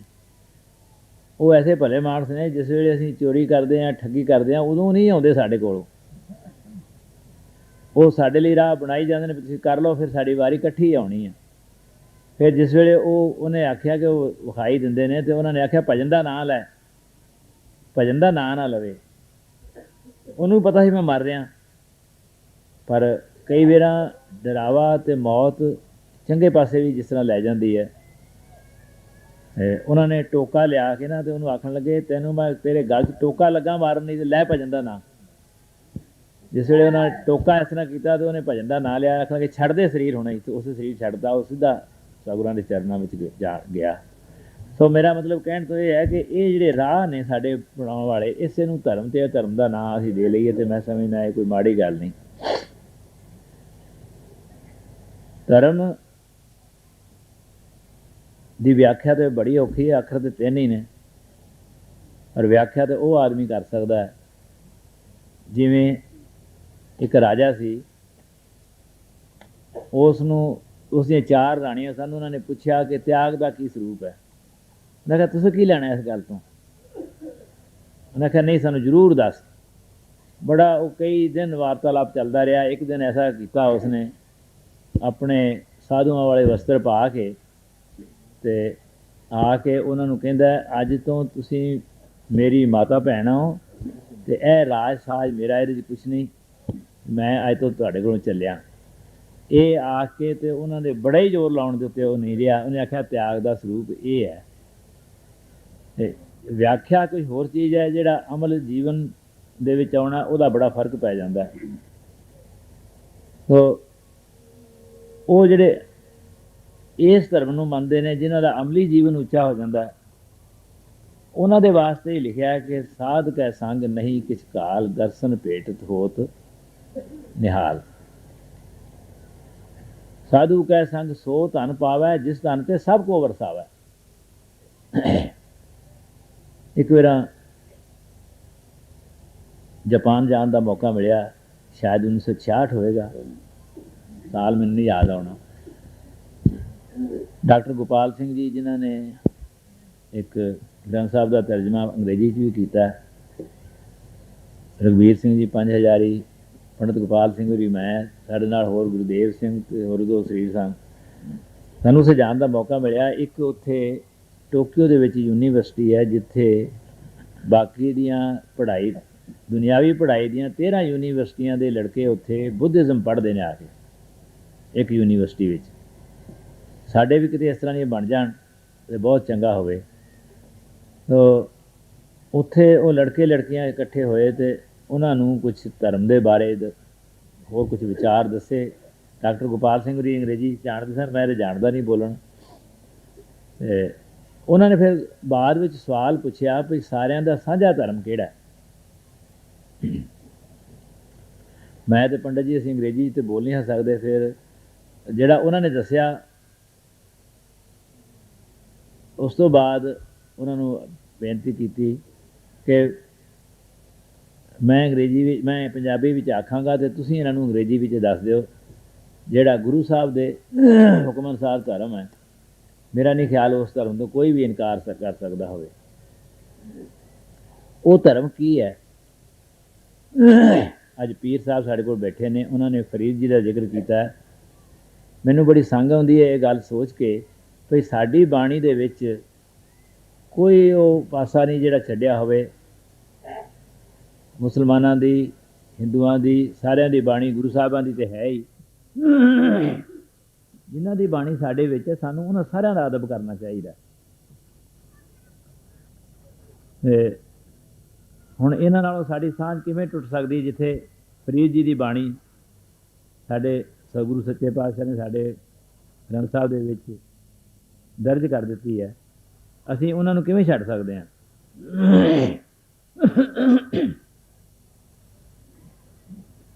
ਮੁਸਲਮਾਨ ਕਹਾਵਨ ਮੁਸਕਲ, ਜੇ ਹੋਏ ਤਾਂ ਮੁਸਲਮਾਨ ਕਹਾਵੈ। ਅਵਲ ਔਲ ਦੀਨ ਕਰ ਮਿੱਠਾ, ਮਸਕਲ ਮਾਨਾ ਮਾਨ ਮੁਸਾਵੈ। ਅੱਗੇ ਜਾ ਕੇ ਲਿਖਿਆ, ਰੱਬ ਕੀ ਰਜਾਏ ਮੰਨੈ ਸਿਰ ਉੱਪਰ, ਕਰਤਾ ਮੰਨੈ ਆਪ ਗਵਾਵੈ। ਕਹੋ ਨਾਨਕ ਸਰਬ ਜੀਆ ਮਿਹਰਮਤ ਹੋਏ, ਤਾਂ ਮੁਸਲਮਾਨ ਕਹਾਵੈ। ਹੁਣ ਇਹ ਧਰਮ ਸਾਡੇ ਨਾਲ ਕਿਸ ਤਰ੍ਹਾਂ ਵੱਖਰਾ ਹੋ ਸਕਦਾ? ਇੱਕ ਆਦਮੀ ਕਹਿੰਦਾ ਕਿ ਮੈਂ ਕੱਪੜੇ ਦੀ ਦੁਕਾਨ ਕਰਦਾ, ਦੂਜਾ ਕਹਿੰਦਾ ਮੈਂ ਵੀ ਕੱਪੜੇ ਦੀ ਦੁਕਾਨ ਕਰਦਾ। ਉਹਦਾ ਚੰਗਾ ਫਿਰ ਅਸੀਂ ਇਕੱਠੇ ਬਹਿ ਜਾਈਏ। ਇਸੇ ਤਰ੍ਹਾਂ ਹੀ ਜੇ ਅਸੀਂ ਸਾਰੇ ਜੀਆਂ ਦੇ ਉੱਤੇ ਰਹਿਮ ਕਰਨ ਵਾਲਾ ਮੁਸਲਮਾਨ ਹੈ, ਅਤੇ ਹਿੰਦੂ ਵੀ, ਸੱਚੇ ਪਾਤਸ਼ਾਹ ਨੇ ਬਾਣੀ ਵਿੱਚ ਲਿਖਿਆ, ਏਕਾਦਸੀ ਨਿਕਟ ਪੇਖਾ ਹਰਿ ਰਾਮ, ਇੰਦਰੀ ਬਸ ਕਰ ਸੁਣਾ ਹਰਿ ਨਾਮ। ਮਨ ਸੰਤੋਖ ਸਰਬ ਜੀਅ ਦਇਆ, ਇਨ ਬਿਧ ਵਰਤ ਸੰਪੂਰਨ ਪਿਆ। ਤੁਸੀਂ ਜਦੋਂ ਮਾਘੀ ਦਾ ਮਹੀਨਾ ਲੰਘਿਆ, ਥੋੜ੍ਹਾ ਚਿਰ ਹੋ ਗਿਆ, ਅਤੇ ਸੁਣਨ ਵਾਸਤੇ ਜਾਂਦੇ ਹੋ, ਉੱਥੇ ਇੱਕ ਤੁਕ ਆਉਂਦੀ ਹੈ, 860 ਤੀਰਥ ਸਗਲ ਪੁੰਨ ਜੀ ਦਇਆ ਪ੍ਰਵਾਨ। ਕਿਹੜਾ ਧਰਮ ਹੈ ਜਿਹੜਾ ਸਾਡੇ ਤੋਂ ਇਸ ਗੱਲ ਤੋਂ ਵੱਖਰਾ ਹੋ ਸਕਦਾ ਹੈ?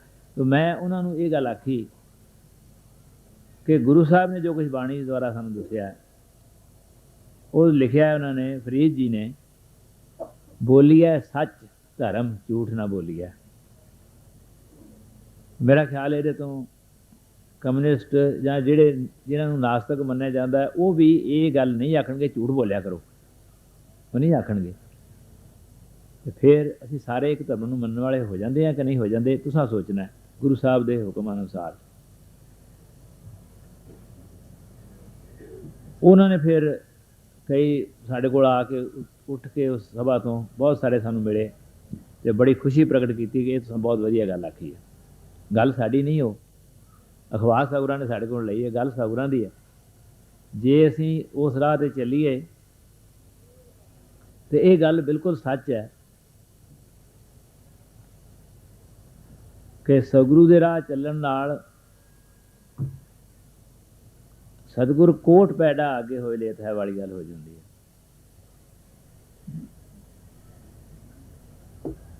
ਹੁਣੇ ਹੁਣੇ ਤੁਸੀਂ ਗਊ ਦੇ ਬਾਰੇ ਸੁਣਿਆ।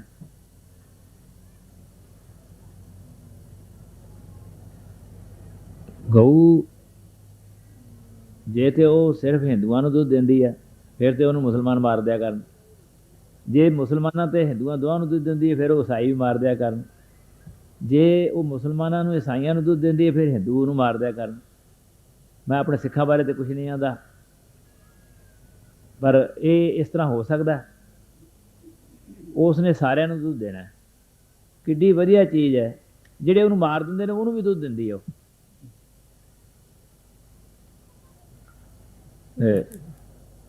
ਉਸ ਗਊ ਦੇ ਵਾਸਤੇ ਤੁਹਾਨੂੰ स्वामी विदेही हरि जी ने बड़ा कुछ दसिया। इत्थे कोशिश की सी भी गऊ रख्या सम्मेलन नहीं,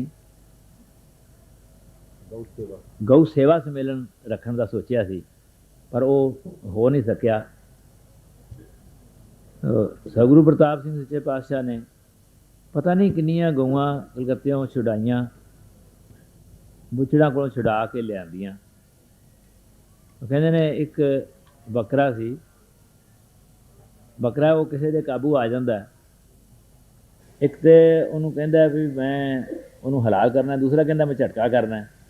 वो बकरे नूं नहीं कदे किसी ने पूछया भी तू किहड़ी गल ते राजी है। सो मैं इस तरह समझना भी कई गल्लां साडे विच ऐसियां आ जांदियां ने जिन्हां दे कारण साडियां गिरावटां होंदियां ने। उहदे विच धर्म दा कसूर कोई नहीं, साडा अपना कसूर है, असीं उहनूं जिस समझ नहीं सकदे। सतगुरु राम सिंह ने किड्डी वड्डी गल आखी। तुहानूं पता है कि गऊआं नूं छडाउण वास्ते कई सिख शहीद होए, काले पाणियां दे कष्ट झल्ले, कईयां नूं समुद्रां 'च भी डोब डोब के मारिया गया। देश की आज़ादी धर्म ते देश वास्ते जिहड़े कुर्बान होए। सतगुरु राम सिंह ने की हुक्म दिता, जिस तुहानूं हुणे ही दस्सिया सी, एक वक्ता ने मेरे ख्याल पीर साहब ने दस्सिया सी कि सानू किसी नाल जिहड़ी बुराई नहीं करनी चाहिए। किड्डे निर्माण ने, किस तरह उन्होंने तुहानूं दस्सिया, किस अहुदे दे उत्ते ने, किन्नी निर्माणता नाल उन्होंने अपनी सारी गल कीती है। मैं सेवक हाँ, मैं इस तरह का, मैं इस तरह का। मैं समझदा जिस दरख्त नूं फड़ लग जाता है वो कुदरती नीवां हो जाता।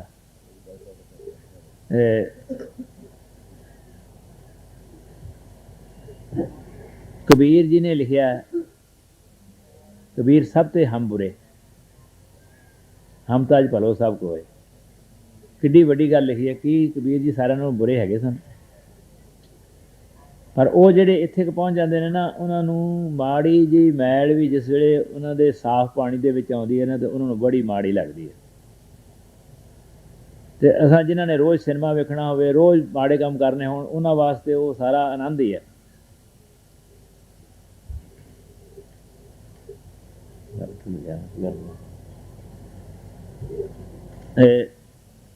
ਸੋ ਇਸ ਲਈ ਧਰਮ ਜਿਹੜਾ ਸਾਨੂੰ ਆਪਸ ਵਿੱਚ ਮਿਲਣਾ ਸਿਖਾਉਂਦਾ। ਜਿਹੜਾ ਤੁਸੀਂ ਬਾਜ਼ਾਰ ਵਿੱਚ ਜਾਂਦੇ ਹੋ, ਤੁਹਾਡੇ ਕੋਲ ਉੱਥੇ ਗੰਦੀਆਂ ਨਾਲੀਆਂ ਵੀ ਨੇ, ਬਾਜ਼ਾਰ ਵਿੱਚ ਖੁਸ਼ਬੂਦਾਰ ਜਗ੍ਹਾ ਵੀ ਨੇ। ਇਹ ਅਸਾਂ ਵੇਖਣਾ ਕਿ ਅਸਾਂ ਕਿਹੜੇ ਥਾਂ ਚੁਣਨੀ ਹੈ। ਅਤੇ ਜਿਹੜਾ ਸਤਿਗੁਰੂ ਰਾਮ ਸਿੰਘ ਸੱਚੇ ਪਾਤਸ਼ਾਹ ਨੇ ਕੀ ਹੁਕਮ ਦਿੱਤਾ, ਉਹਨਾਂ ਨੇ ਆਖਿਆ ਭਈ ਤੁਹਾਡੇ ਬੂਹੇ ਦੇ ਉੱਤੇ ਉੱਥੇ ਸਦਾ ਵਰਤ ਲਾਇਆ। ਸਦਾ ਵਰਤ ਦਾ ਮਤਲਬ ਇਹ ਹੈ ਜਿਹੜਾ 24 ਘੰਟੇ ਖੁੱਲ੍ਹਾ ਹੈ। ਜੇ ਕਿਤੇ ਇਹ ਲਿਖਿਆ ਹੋਵੇਗਾ ਨਾ ਇਹ ਸਦਾ ਵਰਤ 12 ਵਜੇ ਤੋਂ 2 ਵਜੇ ਤੱਕ ਖੁੱਲ੍ਹਾ ਹੈ, ਉਹ ਸਦਾ ਵਰਤ ਨਹੀਂ, ਉਹਦੇ 2 ਘੰਟੇ ਵਰਤ ਹੋਣਾ ਚਾਹੀਦਾ ਨਾ। ਪਰ ਸਤਿਗੁਰੂ ਰਾਮ ਸਿੰਘ ਨੇ ਜਿਹੜਾ ਵਰਤ ਲਾਇਆ ਸ਼ਾਦੇ ਦਾ, ਯਾਨੀ ਸਭ ਤੋਂ ਪਰਲੀ ਗੱਲ ਜਿਹੜੀ ਹੈ ਨਾ, ਉਦੋਂ ਬਾਕੀ ਹੇਠਾਂ ਹੀ ਰਹਿ ਜਾਂਦੀਆਂ ਨੇ। ਉਹਨਾਂ ਨੇ ਆਖਿਆ ਜੇ ਗਾਂ ਨੂੰ ਮਾਰ ਕੇ ਅਤੇ ਲਹੂ ਦੀ ਛੁਰੀ ਭਿੱਜੀ ਨਾਲ ਤੁਹਾਡੇ ਕੋਲ ਕੋਈ ਬੰਦਾ ਆ ਕੇ ਰੋਟੀਆਂ ਖਾਲੀ ਚਲਾ ਜਾਂਦਾ, ਮੈਂ ਤੁਹਾਡੇ 'ਤੇ ਰਾਜੀ ਨਹੀਂ ਹਾਂ। ਕਿੱਡੀ ਵੱਡੀ ਗੱਲ ਹੈ। ਇਹਦਾ ਮਤਲਬ ਰੋਟੀ, ਭੁੱਖੇ ਨੂੰ ਰੋਟੀ, ਨੰਗੇ ਨੂੰ ਕੱਪੜਾ ਦੇਣਾ, ਗਊ ਅਤੇ ਗਰੀਬ ਦੀ ਰੱਖਿਆ ਕਰਨੀ, ਇਹ ਸਾਡਾ ਧਰਮ ਹੈ। ਇਹਦੇ 'ਚੋਂ ਕੋਈ ਸਿਆਸਤ ਬਾਹਰ ਨਹੀਂ ਰਹਿ ਜਾਂਦੀ, ਕੋਈ ਧਰਮ ਵਾਲੀ ਗੱਲ ਬਾਹਰ ਨਹੀਂ ਰਹਿੰਦੀ। ਮੈਂ ਅੰਤ ਵਿੱਚ ਉਹਨਾਂ ਸਾਰੇ ਆਇਆ ਵਕਤਾਂ ਦਾ, ਪ੍ਰਤਿਸ਼ਠਿਤ ਸੱਜਣਾ ਦਾ ਬਹੁਤ ਧੰਨਵਾਦ ਕਰਦਾ, ਸਨਮਾਨ ਕਰਦਾ ਕਿ ਉਹਨਾਂ ਨੇ ਆ ਕੇ ਦਰਸ਼ਨ ਦਿੱਤੇ ਨੇ ਅਤੇ ਸਾਨੂੰ ਹੌਸਲਾ ਦਿੱਤਾ ਹੈ। ਅਤੇ ਸਾਧ ਸੰਗਤ ਦਾ ਬਹੁਤ ਧੰਨਵਾਦ ਹੈ ਜਿਹੜੇ ਚੁੱਪ ਕਰਕੇ ਬੈਠੇ ਨੇ। ਮੈਨੂੰ ਕੁਛ ਆਦਮੀ ਆਂਦੇ ਸਨ ਭਈ ਇਸ ਤਰ੍ਹਾਂ ਦਾ ਸ਼ਾਂਤ ਵਾਤਾਵਰਣ ਪਹਿਲੇ ਹੋਲਿਆਂ 'ਚ ਇਸ ਤਰ੍ਹਾਂ ਦਾ ਨਹੀਂ ਸੀ ਜਿਸ ਤਰ੍ਹਾਂ ਇੱਥੇ ਆ ਕੇ ਸਵੇਰੇ ਆਸਰ ਰਿਵਾਜ ਪਤਾ ਨਹੀਂ 5 ਘੰਟੇ 6 ਘੰਟੇ ਜਿਉਂ 3 ਵਜੇ ਤੋਂ ਆ ਕੇ ਬੈਠਦੇ ਨੇ 8 ਵਜੇ ਤੱਕ 9 ਵਜੇ ਤੱਕ। ਤੋ ਇਹੋ ਹੀ ਇੱਕ ਚੀਜ਼ ਹੈ। ਭਾਈ ਨੰਦ ਲਾਲ ਜੀ ਨੇ ਲਿਖਿਆ ਹੈ, ਖੁਸ਼ਹਸਤ ਉਮਰ ਕੇ ਦਰ ਯਾਰ ਬਗੁਜ਼ਰਤ ਵਗਰ ਚੇ ਹਾਸਰਸ ਅਦੀ ਗੁੰਬਦੇ ਕਬੂਦ ਮਰਾ। ਨਹੀਂ ਤਾਂ ਇਸ ਨੀਲੇ ਆਕਾਸ਼ ਦੇ ਤੰਬੂ ਹੇਠਾਂ ਹੋਰ ਕੁਛ ਵੀ ਨਹੀਂ ਲੈਣ ਦੇਣ ਨੂੰ। ਉਹ ਉਮਰ ਚੰਗੀ ਹੈ ਜਿਹੜੀ ਸਤਿਗੁਰੂ ਦੀ ਯਾਦ ਵਿੱਚ ਲੰਘਦੀ ਹੈ। ਸਾਡੀਆਂ ਘੜੀਆਂ ਲੇਖੇ ਲੱਗਦੀਆਂ ਨੇ। ਗੱਗਾ ਗੋਬਿੰਦ ਗੁਣ ਰਵਾਹੋ ਸਾਸ ਸਾਸ ਜਪ ਨੀਤ ਕਹਾ ਬਿਸਾਸਾ ਦੇਹ ਕਾ ਬਿਲਮ ਨਾ ਕਰੇ ਹੋ ਮੀਤ। ਮੈਂ ਇਹ ਅਰਜ਼ ਕਰਕੇ ਆਗਿਆ ਲਵਾਂ। ਸਾਰਾ ਸੰਗਤਾਂ ਨੂੰ ਨਿਹਾਲ ਕਰਨਗੇ। ਇਸ ਨੂੰ ਅਸੀਂ ਵਾਰਾ ਕਹਿੰਦੇ ਆ, ਰਾਗੀਆਂ ਦਾ ਕੀਰਤਨ ਨਹੀਂ। ਮਤਲਬ ਇਹ ਸਿੱਧੇ ਜਟਕੇ ਢੰਗ ਨਾਲ ਕੀਰਤਨ ਜਿਹੜਾ ਹੋਵੇਗਾ ਉਸ ਨੂੰ ਵਾਰਾ ਕਿਹਾ ਜਾਂਦਾ ਹੈ। ਸਵੇਰੇ ਵਾਰੇ ਦਾ ਕੀਰਤਨ ਹੋਵੇਗਾ। ਇਹਦੇ 'ਚ ਸ਼ਾਮਲ ਹੋਣਗੇ ਸ਼੍ਰੀ ਜੀਵਨ ਨਗਰ ਦਾ ਜਥਾ, ਦੁਆਬੇ ਦਾ ਜਥਾ, ਮੰਡੀ ਦਾ ਜਥਾ ਅਤੇ ਦਿੱਲੀ ਦੇ ਜਥੇ। ਇਹ ਸਾਰੇ ਹੀ ਇਕੱਠੇ ਆਸਾ ਦੀ ਵਾਰ ਦਾ ਕੀਰਤਨ ਕਰਨਗੇ। ਨਿੱਕੀ ਜਿਹੀ ਸੂਚਨਾ ਹੋਰ ਹੈ, ਕੱਲ ਬੜਾ ਵਿਸ਼ੇਸ਼ ਦਿਨ ਹੈ। ਇਸ ਹੋਲੇ ਦੀ ਸਮਾਪਤੀ ਦਾ ਦਿਨ ਔਰ ਸਾਡੇ ਵਿੱਚੋਂ ਅਨੇਕਾਂ ਲੋਕਾਂ ਦੇ ਨਵੇਂ ਸਿਰੇ ਤੋਂ ਵਿਆਹੇ ਜਾਣ ਦਾ ਦਿਨ। ਆਨੰਦ ਕਾਰਜ ਕੱਲ ਹੋਣੇ ਨੇ। ਆਨੰਦ ਕਾਰਜ ਵਾਲੇ ਬੱਚਿਆਂ ਦੇ ਮਾਂ-ਬਾਪ ਨੂੰ ਤੇ ਉਹਨਾਂ ਦੇ ਸੰਬੰਧੀਆਂ ਨੂੰ ਬੜੇ ਧਿਆਨ ਨਾਲ ਮੇਰੀ ਅਰਜ਼ ਸੁਣ ਲੈਣੀ ਚਾਹੀਦੀ ਹੈ ਕਿ ਕੱਲ 5 ਵਜੇ ਤੱਕ ਹਰ ਹਾਲਤ ਵਿੱਚ ਬੱਚੇ ਇੱਥੇ ਪਹੁੰਚੇ ਹੋਣ ਜਿਨ੍ਹਾਂ ਦੇ ਆਨੰਦ ਕਾਰਜ ਹੋਣੇ ਨੇ। ਔਰ ਇੱਥੇ ਪਹੁੰਚ ਕੇ ਉਹ ਵਿਆਹ ਦੇ ਪ੍ਰਬੰਧਕਾਂ ਨੂੰ ਜਿਨ੍ਹਾਂ ਨਾਲ ਤੁਹਾਡਾ ਵਾਸਤਾ ਪਿਆ ਹੀ ਰਿਹਾ ਹੈ, ਮਹੰਤ ਆਤਮਾ ਸੰਤ ਖਤਰਾ ਔਰ ਸੰਤ ਸਤਨਾਮ ਸਿੰਘ ਜੀ, ਉਹਨਾਂ ਨੂੰ ਸੂਚਨਾ ਦੇਣੀ ਬੜੀ ਜ਼ਰੂਰੀ ਹੈ। ਇਹ ਗੱਲ ਚੰਗੀ ਨਹੀਂ ਲੱਗਦੀ ਕਿ ਸਵੇਰੇ ਘੜੀ ਮੁੜੀ ਬੀਬੀਆਂ ਵਾਸਤੇ ਬੀਬੀਆਂ ਨਹੀਂ ਆਈ। ਮਿਹਰਬਾਨੀ।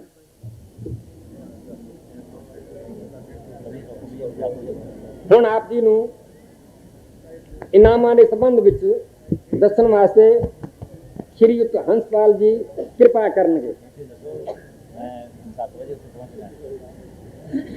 महाराज जी ने कि मेरी ड्यूटी लाती कि मैं ही अनाउंस करा कीर्तन कंपीटिशन कीर्तन मुकाबले विच ਜਿਹੜੇ परसों इत्थे शाम ਨੂੰ ਹੋਏ ਸਨ। ਬਲਬੀਰ ਸਿੰਘ, ਸੁਖਦੇਵ ਸਿੰਘ, ਸੁਰਿੰਦਰ ਸਿੰਘ ਜਲੰਧਰ ਵਾਲੇ, ਉਹਨਾਂ ਨੂੰ 500 ਰੁਪਇਆ ਇੱਕ ਕਿੱਟ, ਇੱਕ ਗੁਟਕਾ, ਇੱਕ ਡਾਇਰੀ ਦਿੱਤਾ ਜਾਂਦਾ ਹੈ। ਜਿੱਥੇ ਵੀ ਹੋਣ ਬਲਬੀਰ ਸਿੰਘ, ਸੁਖਦੇਵ ਸਿੰਘ, ਸੁਰਿੰਦਰ ਸਿੰਘ ਜਲੰਧਰ ਵਾਲੇ, ਉਹ ਇੱਥੇ ਆ ਕੇ ਸਤਿਗੁਰੂ ਜੀ ਤੋਂ ਆਪਣਾ ਪਹਿਲਾ ਇਨਾਮ ਪ੍ਰਾਪਤ ਕਰਨ। ਪਹਿਲਾ ਇਨਾਮ 500 ਰੁਪਇਆ ਨਾਲ ਜਾਂ ਹੋਲੇ ਦੀ ਕਿੱਟ ਹੈ ਬੈਗ ਨਾਲ, ਇੱਕ ਗੁਟਕਾ, ਇੱਕ ਡਾਇਰੀ। ਬਲਬੀਰ ਸਿੰਘ ਨਹੀਂ ਕਰਦਾ ਗੱਲਾਂ ਨਾਲ।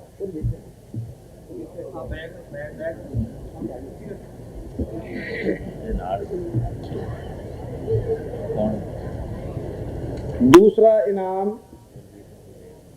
शेर सिंह, धर्म सिंह, संतोख सिंह, सचिंदर सिंह दिल्ली। दूसरा इनाम 300 रुपया, एक बैग ते पूरी किट नाल गुटका ते डायरी। हाँ जी, धर्म सिंह, संतोख सिंह किहड़े हो गए ने, शेर सिंह वगैरह आ जाओ। तीसरा इनाम जुझार सिंह, कुलदीप सिंह, बलवंत सिंह दिल्ली। तीसरा इनाम जुझार सिंह, कुलदीप सिंह, बलवंत सिंह दिल्ली। मेरा ख्याल है संत महेंद्र सिंह बाली नगर वाले दे लड़के ने। जो बच्चे इत्थे होण ते ओ आ जाण, नहीं तो उन्हां दा महेंद्र सिंह जी या कोई आके सतगुरु जी को इनाम प्राप्त करन। तीसरा इनाम 200 रुपया, किट, बैग वगैरह, गुटका ते डायरी।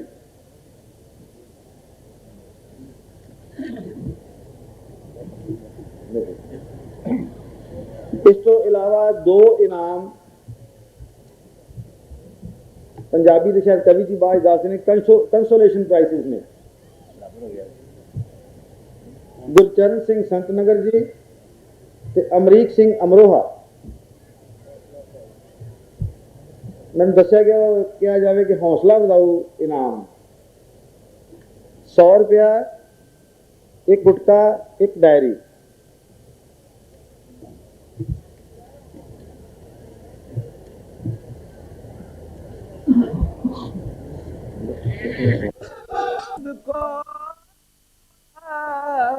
जन नानक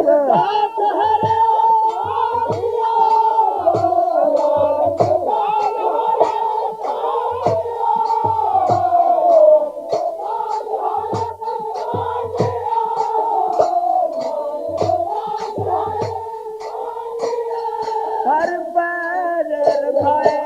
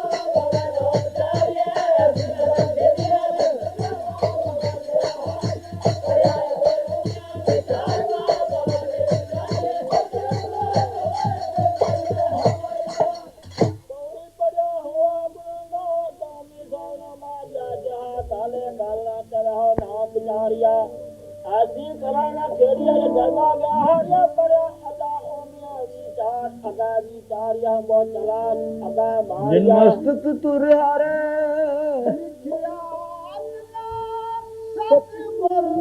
मजूरी मांगा जे को छान छवा हो लोग कुटुंब समाते तोरा लोग कुटुंब सब होते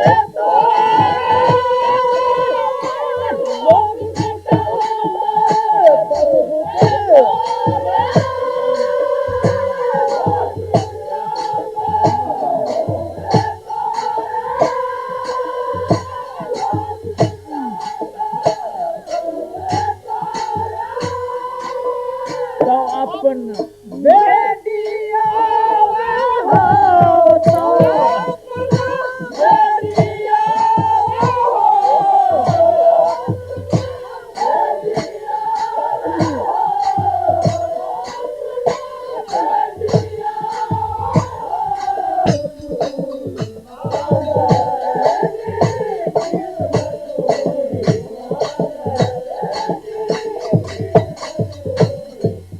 ऐसो बेटी बरन न सको ऐसो बेटी बरन न सको ऐसो बेटी बरन न सको ऐसो बेटी बरन न सको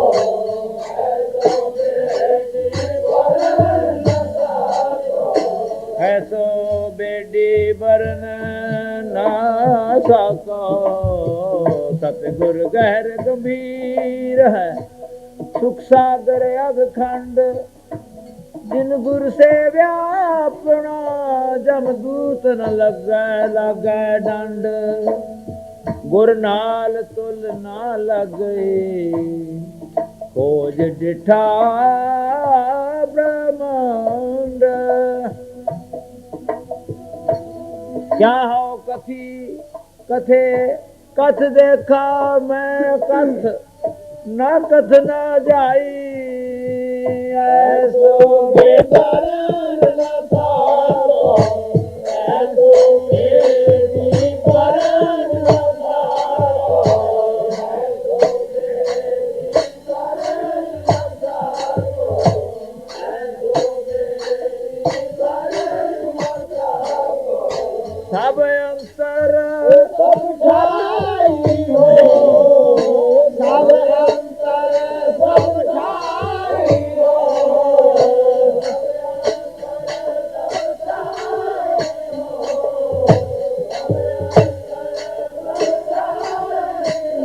घट घट मैं हर जू बसै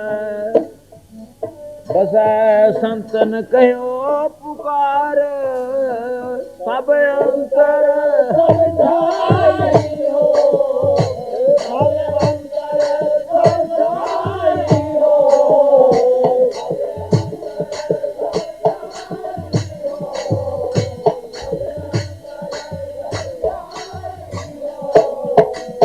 कट कट पूरे सुख सागर पै पंजन मेरे प्राण सब अंतर सब ठाई हो सब अंतर सब ठाई हो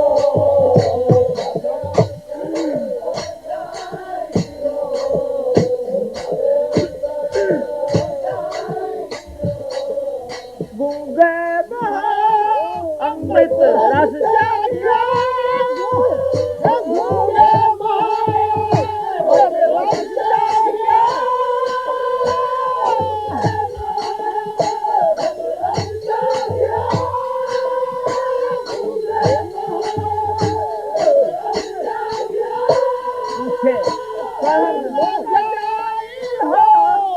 पूछे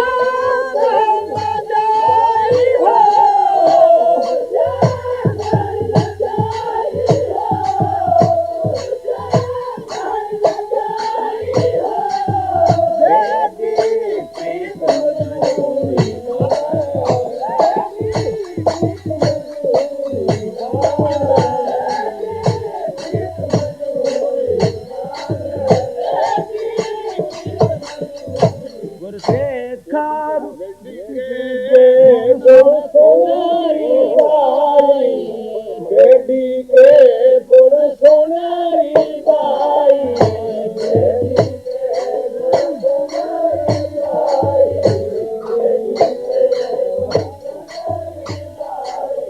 जल्द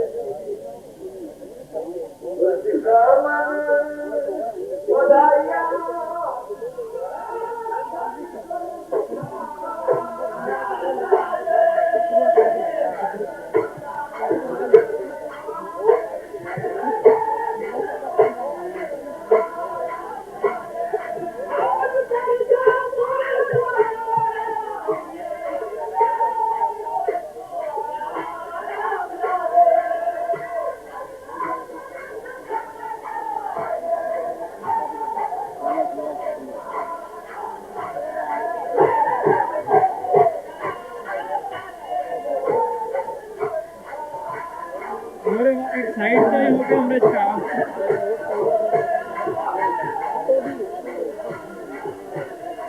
हाँ जी एक साइड से होके अमृत का